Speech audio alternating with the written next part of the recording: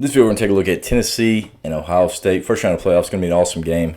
Probably the best matchup of the week as far as talent rosters. And really just the intrigue of the game is going to be unbelievable. Obviously played in the Horseshoe in Columbus, Ohio. Going to be a heck of an atmosphere like all the other playoff games are going to be. But we're going to look at where we think the matchups are that could swing the game one way or the other. And the first thing we're going to look at are head coaches. And I know if I ask anybody that's an Ohio State fan, what do you think of Ryan Day? You get a plethora of answers, but I think most of them are going to say he hasn't won the big games. He hasn't finished when he needs to, and the program maybe is trending in the wrong direction. But he has a heck of a record, beat all the teams he's supposed to beat for the most part, other than Michigan in those big games. So a heck of a coach. And then you look on the other side of Tennessee, Josh Heupel, known for great offenses. And this year's offense is pretty good. They're not where they've been in the past where they're averaging 40-plus points and number one in the country as far as total yards, scoring, and all that stuff. They're coming back down to earth just a little bit. I don't think they're as dynamic on the outside. But, of course, Josh Heupel as a head coach has evolved. Their defense is one of the best in the country, and they've really recruited to that. So I think it's one of those things that he's evolving as a head coach. Ryan Day is trying to evolve and just hasn't won those big games. So if I was picking a coach to lead my team that I thought was going to give us an advantage, I would say it'd be Josh Heupel, just based on the momentum that he has for his program, based on the momentum from Ryan Day. I think both of them are really good coaches, but if I was picking one, I'd pick Josh Heupel right now today. Now looking at the coaching staffs, you're looking at Ohio State, Jim Knowles, one of the best defensive coaches in the country, probably got snubbed for the Broyles Award. I thought he's done a great job since he's been at Ohio State. And of course, you got Chip Kelly as the offensive coordinator, absolutely laid an egg against Michigan, which obviously downgrades that just a little bit. But let me ask you this. If you're not a Tennessee fan, who's the defense coordinator at Tennessee? Who's the offensive coordinator at Tennessee? Well, I can answer that for you. You got Tim Banks, the defense coordinator, done an amazing job coming in there, obviously knowing what you're going to get from a Josh Heupel offense. I think it's going to be really high tempo, and you're going to have to find a way to get a lot of players to play a lot of plays and play well, and they've done that this year. Offensive coordinator Joey Halzle. Obviously, he's a young guy. Alex Gold should go to USF a couple years back, and he's a rising star. But Joey Halzle, he'll be a guy in the future that's going to elevate as well. But at this point, I mean, you got to go with Chip Kelly, Jim Knowles. They've had the experience at multiple levels, at multiple stops. So the staff there for Ohio State, I would pick those guys over Tennessee at this point. Next thing to look at is just a 24/7 talent composite. This one's a little bit of a glaring issue for Tennessee. Ohio State's number 3 roster. Of course, that didn't matter against Michigan. And of course, Tennessee is a very talented team, played in the SEC. They're at number 17 as far as talent composite. So a pretty good edge here for Ohio State. Maybe one of the best rosters. And whenever you look at where Ohio State has a better roster, it's definitely in the offensive skill positions. At receiver, Ohio State is elite. At tailback, Ohio State is probably the best in the country with 2 guys. They could probably go anywhere in the country and start. So Ohio State, pretty good advantage here as far as talent composite. Now we're going to look at just different areas as far as statistics and see who has an advantage in the areas that a coach might look at as far as how you win. The first thing you think about when you win is, hey, who's going to turn the ball over? Who's more prone to it? Who's going to take it away? And both teams are exactly the same. They're plus 0.5, so they average being positive a half a turnover for each game. Tennessee's giving the ball away 1.3 times. Ohio State's only giving it away 0.9. So a little bit better there, but then also Tennessee's better as far as taking the ball away 1.7, and Ohio State's a little bit worse at 1.4. So it's one of those things those even out, and just a positive 0.5 for both teams. So pretty much a push there on either way. Obviously, if somebody's plus 2 in the turnover, I think that's going to decide the game in this one. But as far as what we can see so far this year, both of them pretty similar. Next thing to think about is your red zone goal line offense. And, of course, if there's no turnovers, both teams are really good defensively. Who's going to score touchdowns in the red zone?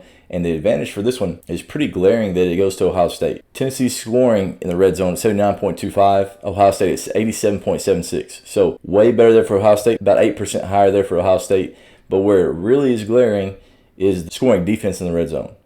Ohio State's only giving up points 55.17, so 55% of the time the opponents are scoring in the red zone. That's compared to 75% of the time for Tennessee's defense. A 20% advantage there for Ohio State and how they keep people from scoring in the red zone. Again, if this is a tie game, Tennessee's kicking field goals in the red zone, Ohio State scoring touchdowns. That's going to be the difference, obviously, if there's no turnovers. Next thing to think about, if you win turnovers, if you win red zone goal line, and you win explosive plays, you're going to win. And on this one, the way that we measure this is the offense's points per play. And Ohio State is averaging 0.56 points per play. Tennessee's averaging 0.46 points per play. Ohio State's actually number 4 in the country in points per play. So you think about the explosiveness of those receivers. With those receivers, you got Jeremiah Smith and Egbuka, and then you think about those backs. The explosiveness of the offense right there, just a slight lean. They're scoring 0.1 points per play better than Tennessee, and that's actually a pretty big time difference right there. Ohio State is number 4 in the country. Tennessee's number 29. So not bad, but Ohio State is pretty elite in that category. So I'm going to have to lean on Ohio State as far as explosive plays as well. Next area of the game that we want to jump into that is going to possibly decide this game is defenses. Both these defenses are some of the best in the country, and they do it a little bit differently, but Ohio State, they're only giving up 10.9 points per game. That's number 1 in the country. Tennessee's giving up 14.9. That's number 4. So two of the best defenses in the country, both of them top 5 as far as scoring. It's going to be one of those that this is going to be a nip and tuck game all the way unless just somebody can blow it open with some turnovers. And that's really rare, especially considering that both head coaches are known offensively. So Heupel's an offensive guy. Ryan Day has been an offensive guy. But this year, both teams are really leaning on defense. Tennessee's actually slowing it down a little bit, playing a little bit more complimentary football, trying to save their defense's snaps throughout the year. So both defenses, I think it's a push. Both of them are going to get after it. It's going to be hard to score on either one of them. But the biggest thing to me on both sides of the game that I think is going to be the issue is Tennessee, how they're going to protect their quarterback.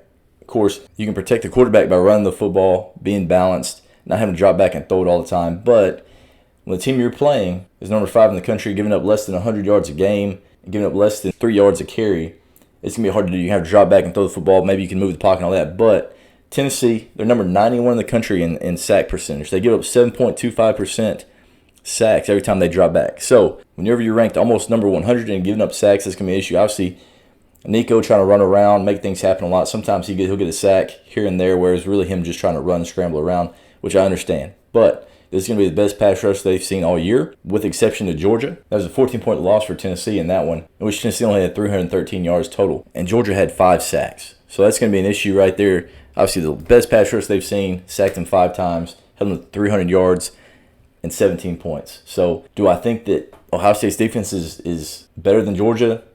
I really don't know. I think they're both very talented, very similar as far as talent. So it's going to be really hard, tough sledding there for Tennessee. They're going to protect the quarterback, run the ball a lot better than they did against Georgia. But when we're talking about sacks, so Tennessee's getting up 7.25, which is number 91 in the country, and Ohio State is getting after the quarterback, sacking quarterback 10.51% of the dropbacks. That's number 2 in the country as far as sack percentage. So if there's going to be a way for Ohio State to swing this football game without getting a turnover, without pushing the ball down the field and creating explosive plays, it's going to be in creating those negative plays, sacks, whether it's in a red zone, open field. Whenever you get sacked, your chance of scoring goes down exponentially. It goes down to about 7% per drive, which is a stat that I saw the other day, which kind of stuck out to me. But if you get 5 sacks like Georgia did, there's no way that Tennessee wins this football game. You got to be able to protect the quarterback, protect your field position, because this is going to be a field position game, and make Ohio State drive the field on your defense and can't give up sacks. With that being said, we're going to look at quarterbacks. The next thing that could be a huge factor is which quarterback is going to go out there and make dynamic plays. Now, Will Howard at Ohio State, obviously he's got the weapons out there. He can push the ball down the field well enough to those guys, Jeremiah Smith, Egbuka, all the other dudes that are out there. That's what really makes him go. I mean, he's accurate enough, has some running ability, but it's not quite like Nico. I think Nico obviously has better upside, a little bit more fleet of foot. He can run a little bit better. He doesn't have the weapons on the outside that Will Howard has. Doesn't have the experience that Will Howard has. But his athleticism can make for that. If I was going to pick one guy that I want in this game, it's going to be Nico. So right there, I think a slight edge for Tennessee. I don't think this is one that's just glaring. But Tennessee's probably going to have the more athletic quarterback out there that could go off.